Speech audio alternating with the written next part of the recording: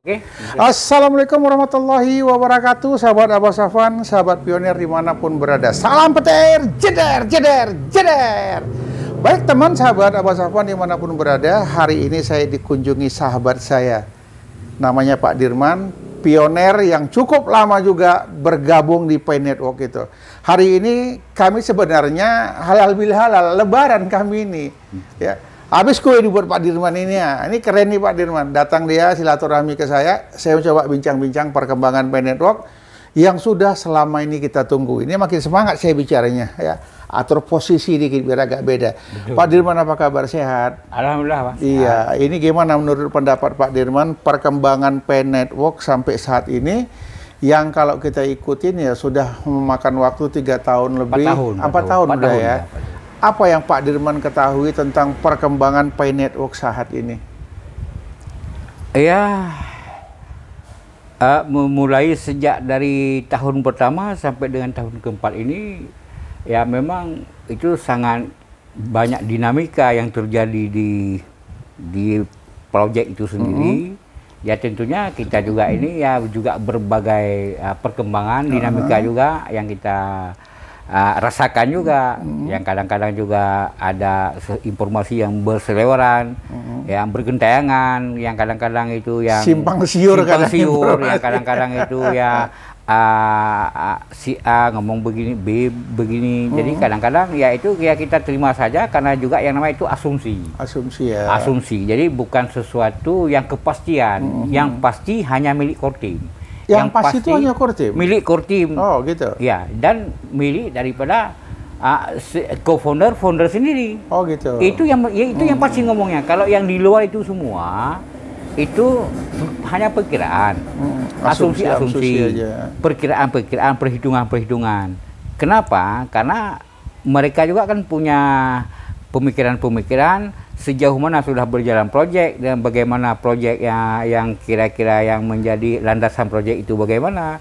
Jadi mereka itu juga si para pakar ataupun ahli kripto, kemudian ahli ekonomi kan semua bicara masalah Pi ini. Karena Pi sudah booming ya. Karena Pi ini kan betul-betul sudah menjadi trending topik.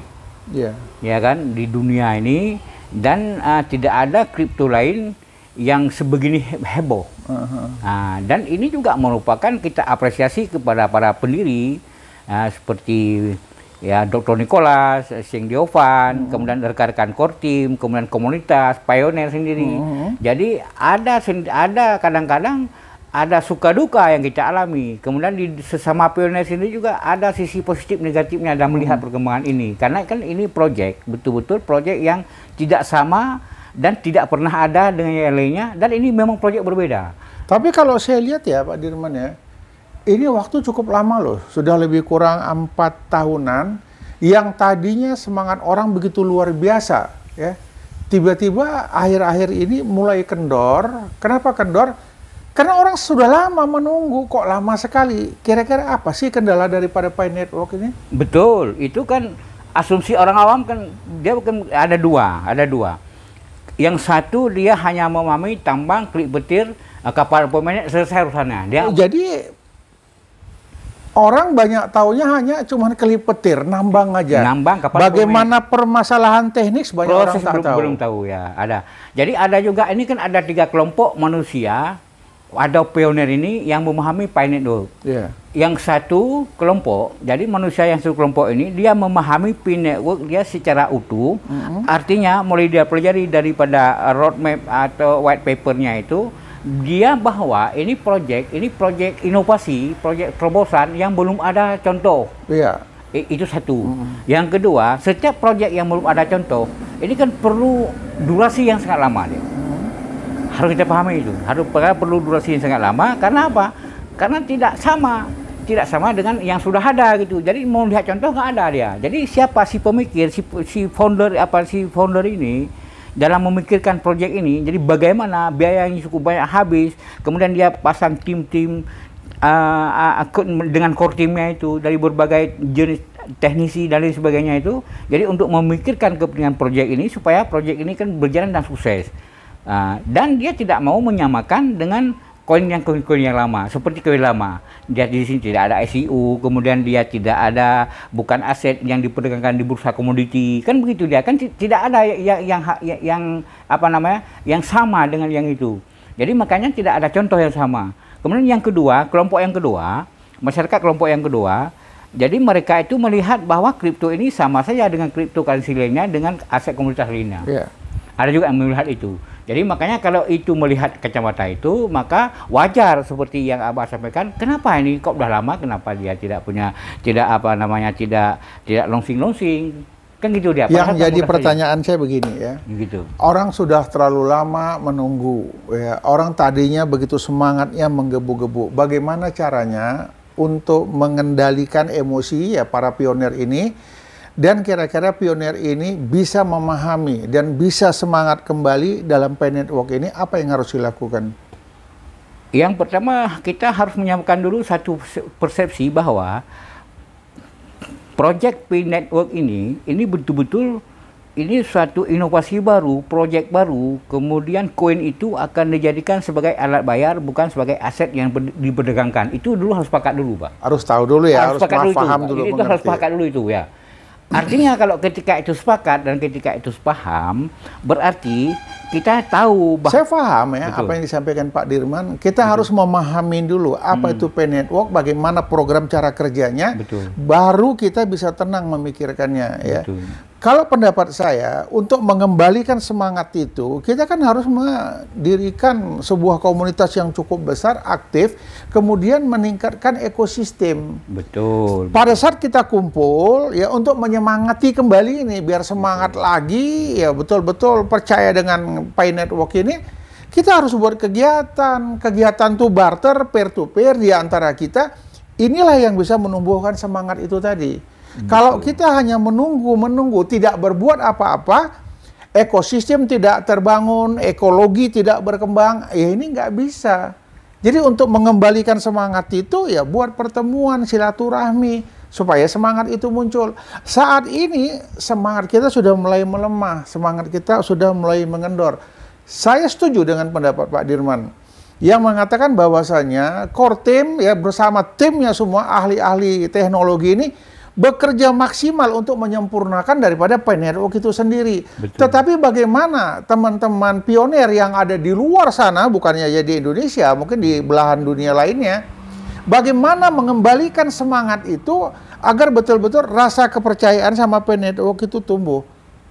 Caranya, jalannya satu-satu, kumpul, adakan barter, kemudian bangun komunikasi antar negara. Jadi bukan kita bercokok ini Indonesia dengan Indonesia, sehingga kita nggak tahu kadang perkembangan dari luar. Betul. Inilah yang kita butuhkan. Bila perlu adakan pertemuan tingkat Asia, kita berbicara di situ, baru kita tahu nanti perkembangan Pi Network. Bukan saja di Indonesia, tetapi di tingkat Asia kita pun tahu perkembangan itu.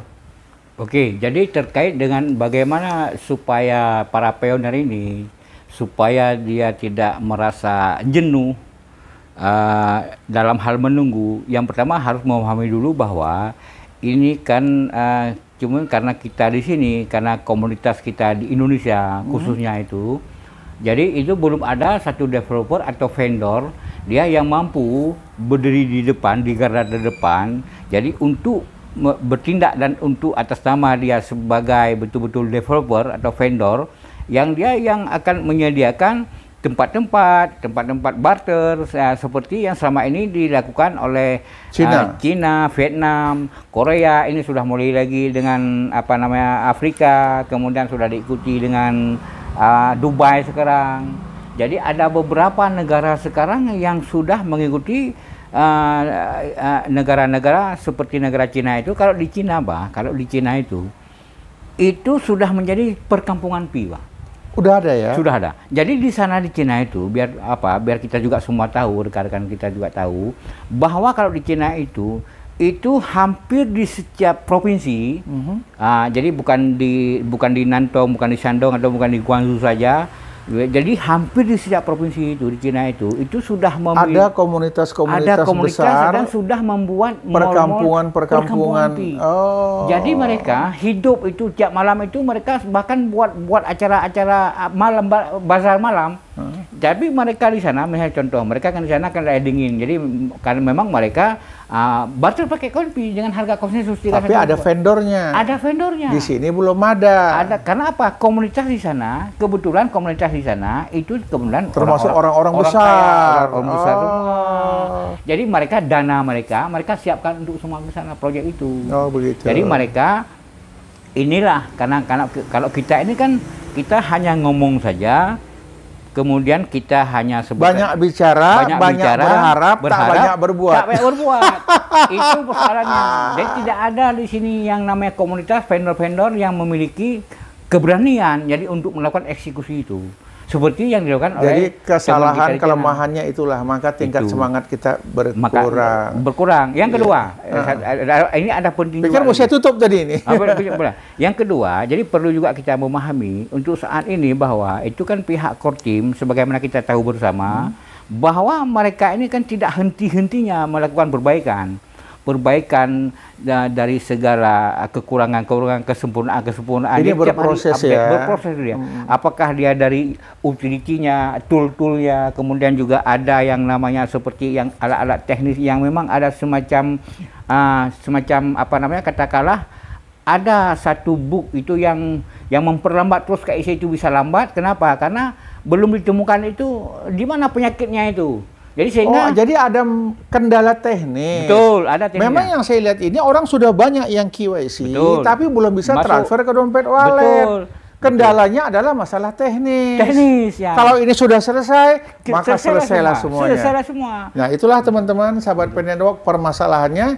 Jadi ada hal-hal teknis yang tidak kita ketahui, yang tahu hanya kelompok Kortim.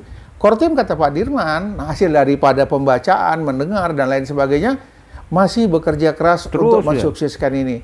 Mungkin sementara itu saja yang dapat kami sampaikan. Salam petir, jeder, jeder, jeder. Assalamualaikum warahmatullahi wabarakatuh.